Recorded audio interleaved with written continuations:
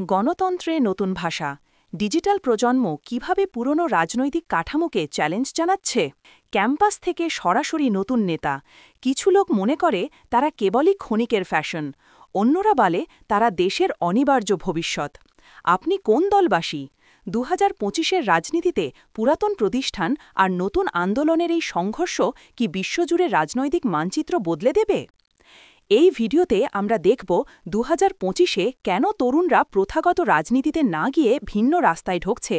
পুরাতন রাজনৈতিক দলগুলোর সঙ্গে তাদের সংঘর্ষের মূল ক্ষেত্রগুলো কোথায় আর এই নতুন মেরুকরণের রাজনৈতিক ফলাফল কী হতে পারে যা আগামী কয়েক দশকে সমাজকে প্রভাবিত করবে আজকের তরুণ প্রজন্ম রাজনীতির কাছে সম্পূর্ণ ভিন্ন প্রত্যাশা নিয়ে আসছে তারা কেবল ভোট দেয় না তারা পরিবর্তন চায় এখনই নতুন চাহিদা বিপসের গবেষণা অনুযায়ী শিক্ষাগত বেকারত্ব ডিজিটাল প্ল্যাটফর্মে তাদের শক্তিশালী পরিচিতি এবং দ্রুত তথ্য প্রবাহের কারণে তাদের মধ্যে এক ধরনের তাৎক্ষণিক ও স্বচ্ছ রাজনীতির চাহিদা তৈরি হয়েছে তারা আর কেবল নেতা নয় প্রতিনিধি চায় ট্রাস্ট ডেফিসিট পুরনো দলগুলোর দীর্ঘমেয়াদী দুর্নীতি এবং অপ্রাসঙ্গিক বার্তা স্টাইল তরুণদের মধ্যে ট্রাস্ট ডেফিসিট তৈরি করেছে তারা মনে করে কাঠামোগত পরিবর্তন ছাড়া সমস্যার সমাধান সম্ভব নয় নতুন আন্দোলনের কৌশল নতুন প্রজন্মের লড়াই পদ্ধতিও সম্পূর্ণ নতুন এটি একটি অনলাইন অফলাইন হাইব্রিড কর্মপদ্ধতি দ্রুত সমন্বয় রিসার্চ গেটের বিশ্লেষণ বলছে তারা সোশ্যাল মিডিয়া ব্যবহার করে দ্রুত কর্মী সমন্বয় মিটার কোঅর্ডিনেশন করতে পারে যা পুরনো দলগুলোর জন্য কঠিন তাদের কৌশলগত বৈঠক এখন মিট অ্যাপ বা টেলিগ্রাম চ্যানেলে হয় মিম ভিত্তিক ন্যারেটিভ জটিল রাজনৈতিক আলোচনাকে তারা মিম ভিত্তিক সহজ ন্যারেটিভে নিয়ে আসে যা দ্রুত ছড়ায় এবং সহজেই ইমোশন তৈরি করে গ্লোবাল সলিডারিটি তৈরি করাও তাদের জন্য এখন কয়েক মিনিটের কাজ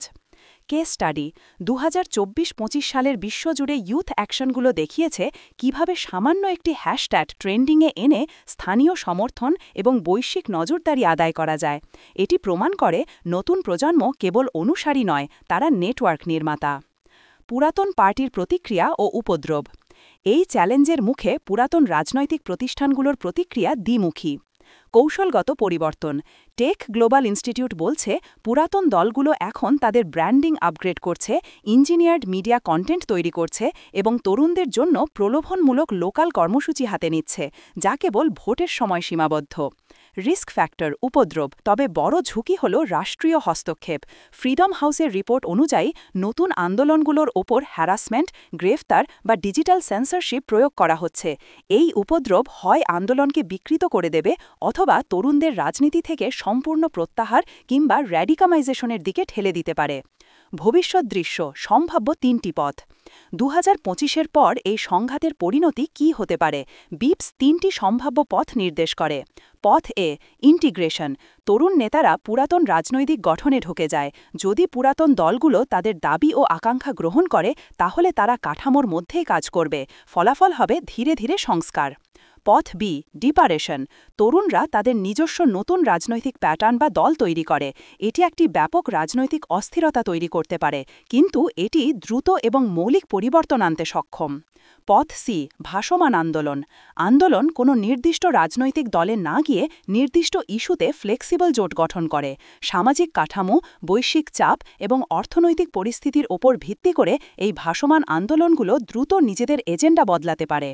বিশ্লেষণ কোন পথে কী ফলাফল আসবে তা নির্ভর করে অর্থনৈতিক স্থিতিশীলতা বৈশ্বিক চাপের প্রকৃতি এবং ক্ষমতাশালীদের নমনীয়তার ওপর তবে পরিবর্তন আসছেই যুব শক্তি এখনই সিদ্ধান্ত নিচ্ছে তারা নীরব দর্শক থাকবে নাকি খেলার নিয়ামক হবে আপনি এই ডিজিটাল ও আদর্শিক যুদ্ধে তাদের পাশে আছেন কিনা আপনার মত কি কমেন্ট করুন শেয়ার করুন আর সাবস্ক্রাইব করে যুক্ত থাকুন পরের ভিডিওতে আমরা নির্দিষ্ট কিছু তরুণ নেতৃত্বাধীন কেস স্টাডি নিয়ে গভীরে যাব